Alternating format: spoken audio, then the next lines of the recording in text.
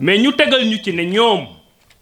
liste suppléant bokkul ak liste proportionnelle nationale bokkul ak liste titulaire et que ñoom tey xel nangu na ñu dindi seen liste suppléant invalidé ko teg ko fële garder tout simplement seen liste titulaire gis ngeen loolu ñoom ñi koy wax seen bopp ñoo xam ne yenuwul maanaa ci droit yenuwul maanaa ci politique yenuwul maanaa ci logique administrative parce que booy déposer dañ lay wax ne da ngay déposer sa candidature benn liste boo xam ne mooy sa liste nationale donc il y a une liste nationale ci biir liste nationale boobu mu am ay titulaires ak ay suppléants d'ailleurs c'est tellement pertinent que booy déposer mënoo ñëw rek ne damay déposer liste titulaire duma déposer liste suppléant mënul nekk parce que boo déposer liste titulaire te déposer woo liste suppléant sa dossier baaxul donc bu dee dafa am benn irrégularité lenn lu baaxul ci sa liste suppléant dañuy jàpp ne benn liste cundum la liste bi yëpp mooy yàqu liste bi yëpp moo baaxul donc puisque Benno Bokk Yaakaar respecté wul parité ci liste suppléant am liste nationale bi yëpp la ñuy jël teggi ko teg ko de côté donc Benno Bokk Yaakaar mënul bokk ci élection yi leneen lu ñu leen fi wax nag du droit du science juridique du science politique ay wax sa lu ma neex la jaakaar ne yow yaa am doole et que boo forcé dina jàll dinañ ci ñëwaat beneen tontu bi ñuy tontu suñu xaritu waa Yewwi Askan bi ñoom aussi ni waa Bennoo def la ñu def ñoom nangul nañ seen bopp ne seen liste dafa am problème ñoom ñoo ko nangul seen bopp parce que dañu leen jox 3 jours comme ñun nit ñu ko joxee nee naa leen lépp lu fi dal keneen rek dal na Aar Sénégal ñun 16 notifications lañ am bu ma juumul 16 ñu jox ñu 3 jours loolu itam déggu leen ñu ci benn yoon ñu wax ci dañuy loi bi nee na seen 16 yii dafa am ay problème mu inéligibilité dafa am ay problème mu date dem leen lijjanti ko li ñu daj ci ñetti fan yooyu entre Ziguinchor Podor Matam ak fépp foo xalaat ci Sénégal waxuñu ko kenn waaye dañu garder suñu dignité dem lijjanti problème boobu ñëw déposer ko ba liste bi set wecc loolu suñu mérite la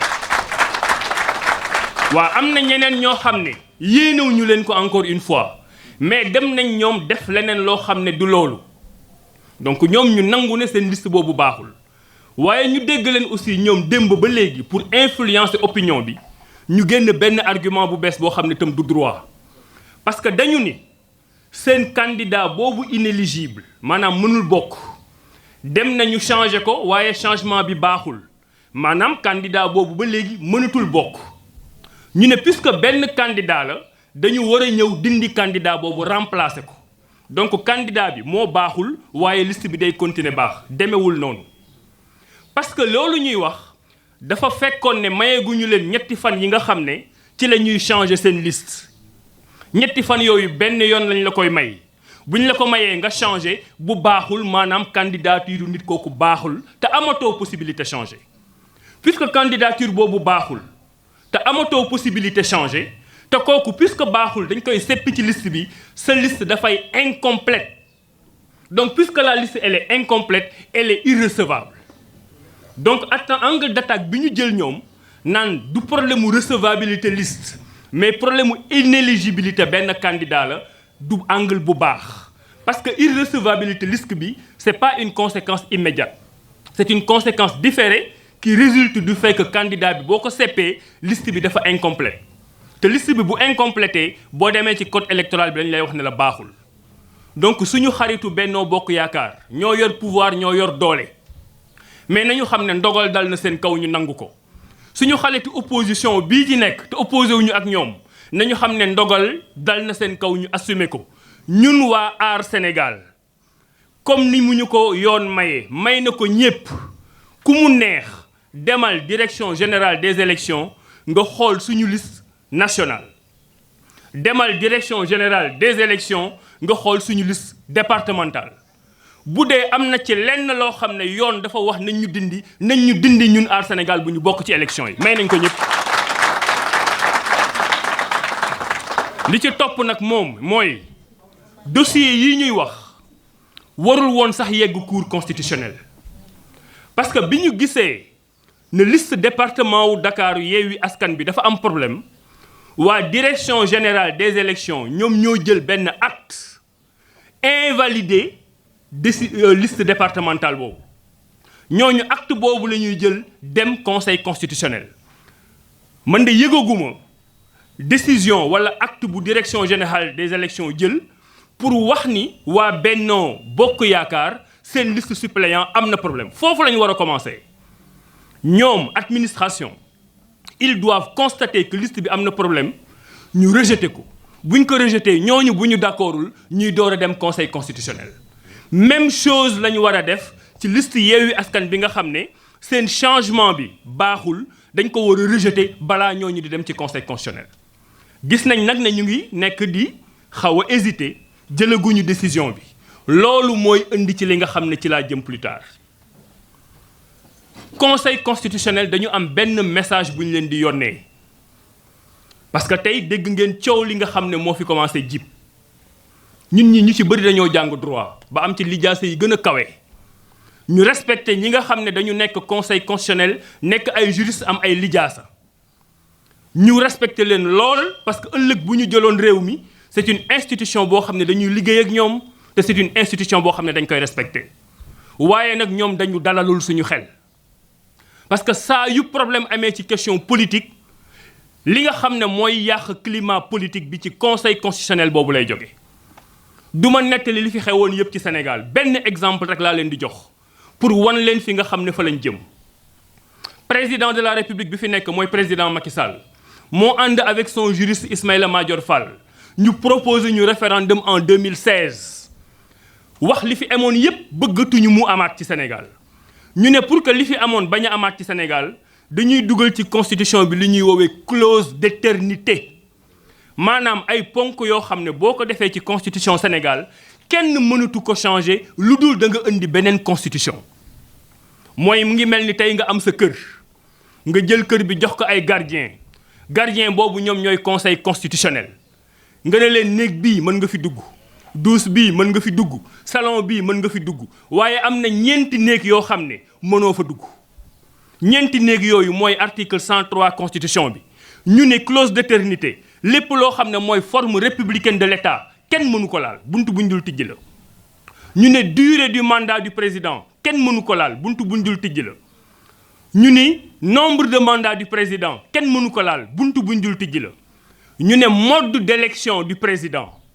kenn mënu ko laal buntu buñ dul tijji la sénégalais yi voté ko mu nekk seen constitution en 2016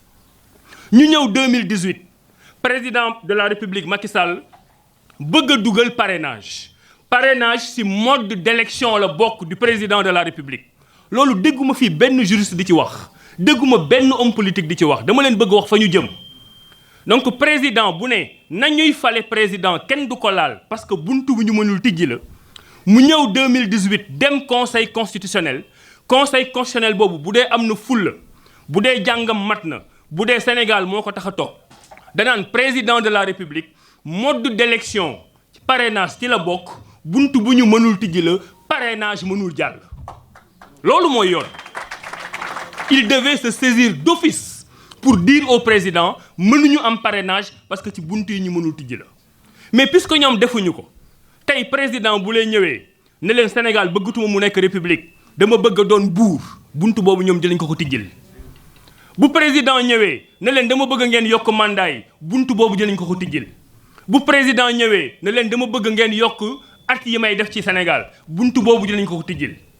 bu président ñëwee ne leen ñun kat waa Bennoo xam nañ ne respecté wuñu parité bi su suñu liste waaye bàyyi leen mu jàll buntu boobu conseil constitutionnel daf koy tijjil président de la république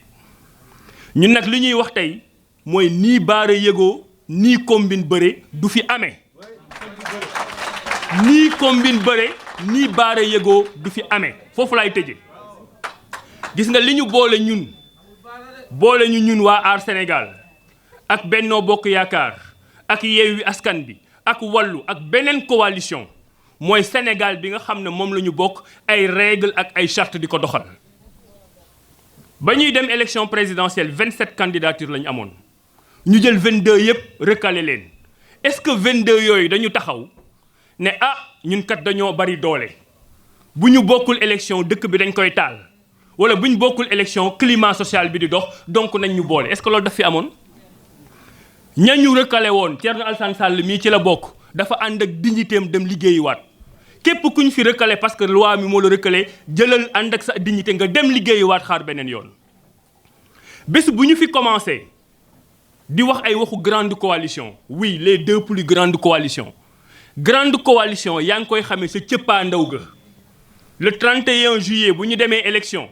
le 1er août résultat yi génne ki jël P c'est une grande coalition ki jël 2 c'est une grande coalition tey xamul kan mooy grande coalition ak mooy kuy petite coalition. respecter loi boobu moo tax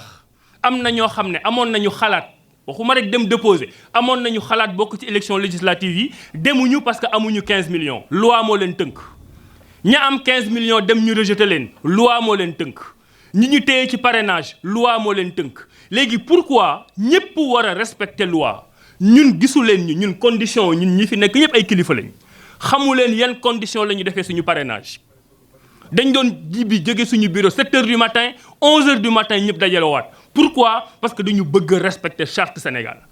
ku keneen defee leneen nag ba respecté wul charte Sénégal ñu ñëw nañu non parce que léegi dafa war a am paix sociale Sénégal stabilité ñàkk stabilité ak paix sociale mooy 17 millions sénégalais ànd takk ay charte yow nga ne respecté wuloo charte boobu parce que yow da nga am doole. Benno Bokk Yaakaar ñoom nee nañ ñoom ñoo yor doole. te xalaatuñu benn moment ñu dem élection sans ñoom pour lan xam nga lan la ñu ragal te ci lañ jëm bu Benno Bokk Yaakaar demul élection ça veut dire que opposition mooy majoritaire assemblée nationale. ça veut dire que opposition mooy am premier ministre ça veut dire que seen prochain gouvernement mu ngi nii toog ça veut dire que dañu Macky Sall jeex na ci foofu nag lañ jëm jërëjëf wa salaam.